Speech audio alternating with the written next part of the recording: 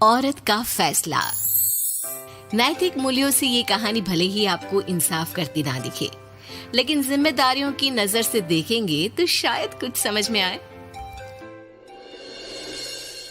ये क्या है बहू, सुबह से घर का काम करती रहती है, फिर ऑफिस जाती है और बच्चों में लगी रहती है।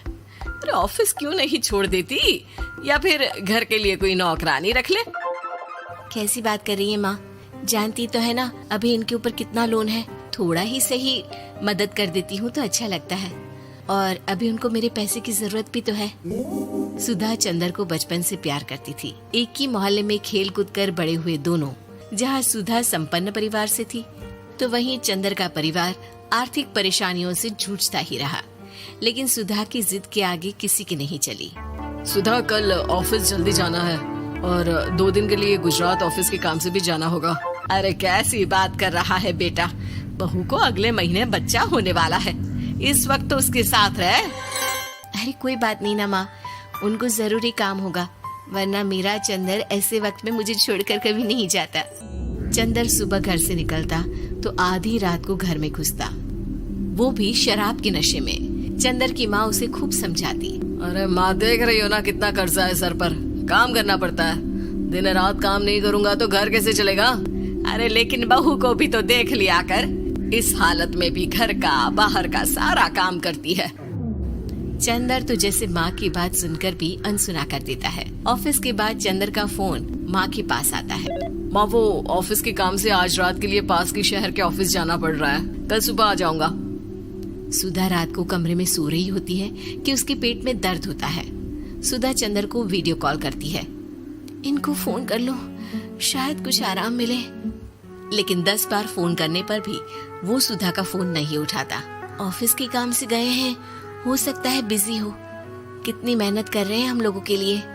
सुधा सो तो जाती है, लेकिन अकेले उसे कमरे में डर लगता है।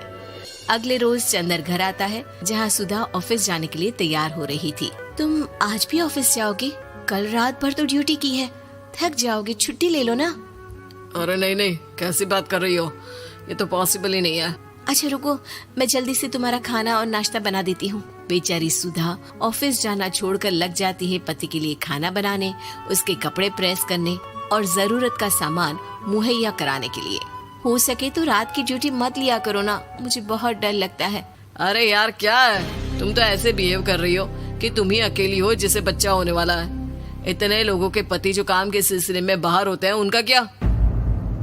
सुधा को चंदर के मुंह से ये बातें अजीब लगती है। अरे हुआ क्या है तुमको? पहले तो तुम मेरा कितना ख्याल रखते थे, मेरे पास रहते थे, मेरी दवा से लेकर खाने पीने तक का सारा ख्याल। और अब इस बार तो तुम एक दफा भी मेरे साथ डॉक्टर के पास नहीं आए, क्यों? अरे पागल हो गई हो क्या? पागल वाली बात कर रही हो। काम धंधा देखो या फिर तुम्हें लेकर टहलता फिरो। और मुझे शुक्रवार की रात को काम से निकलना है, सोमवार आऊंगा। सुधा को समझ में नहीं आता कि क्यों अचानक से चंदर को फील्ड का काम मिल गया है। लेकिन एक दिन, सुधा, मैं और चंदर जरा एक रिश्तेदार के घर जा रहे हैं, तुम भी तैयार हो जाओ, घर में अकेली कैसी रहोगी? अरे नहीं, इस हालत में इसे लेकर जाना ठीक नहीं है। अरे लेकिन मैं ऑफिस भी तो जाती हूँ, फिर घर में अकेले। चंदर उसकी कोई बात नहीं सुनता। वो सीधा कार निकाल कर माँ को लेकर चला जाता है।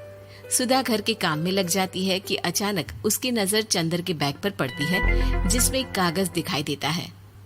इनकी कागज भी ना इधर उधर फैले होते हैं, एक भी खो जाएगा तो बवाल करेंगे। लेकिन जैसे ही सुधा वो कागज खोलकर देखती है तो वो सदमे में आ जाती है। दरअसल वो कागज नहीं, बल्कि चंदर और उसके ऑफिस में काम करने वाली लड़की चांदनी की गोवा की टिकट होती है। सुधा चंदर के बैग को खोलकर देखती है तो उसे होटल के बिल से लेकर महंगे गिफ्ट्स और दूसरे शहरों के टिकट मिलते हैं। सुधा को समझते देर नहीं लगती कि उसका पति किसी और लड़की के साथ है। चंदर के आने पर सुधा उससे बात करती है। अरे नहीं, ऐसा कुछ नहीं है, तुमको गलत फहमी हो गई है। लेकिन जब सुधा के सवाल तीखे हो जाते हैं तो चंदर को अपनी गलती माननी पड़ती है और वो सुधा से माफी मांग लेता है। सुधा फैसला कर लेती है कि वो चंदर को छोड़ देगी। बच्चे और सामान को लेकर वो घर से निकल ही रही होती है कि सास उसे रोकती है। कहाँ जाएगी बेटा, रुक जा। चंदर को सुधा का जाना खल नहीं रहा था।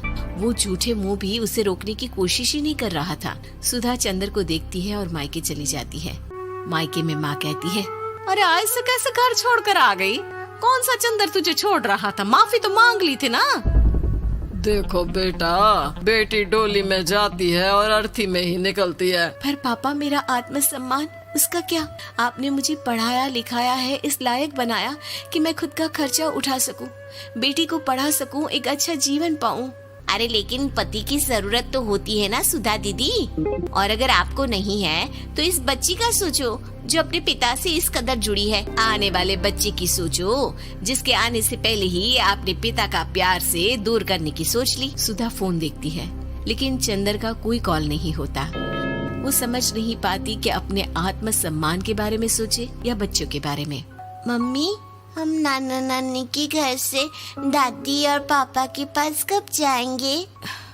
नहीं जाएंगे बेटा, अब यहीं रहेंगे। नहीं मम्मी, मैं पापा के पास जाऊंगी, मुझे दादी के साथ रहना है। और मेरे साथ? हाँ, आपके साथ भी तो, सबके साथ माँ। देखो सुधा दीदी, आपके सर पर पिता का साया होना जरूरी होता है। अपने घमंड के लिए पिता और बेटी को अलग मत करो। सुधा अब सामान उठाकर अपने ससुराल जाने लगती है, लेकिन मन में सवाल रह जाता है कि जिसे दुनिया घमंड समझ रही है वो उसका आत्मसम्मान था। चंदन ने माफी जरूर मांग ली, लेकिन कभी ये एहसास नहीं दिलाया कि वो सिर्फ उसी का है।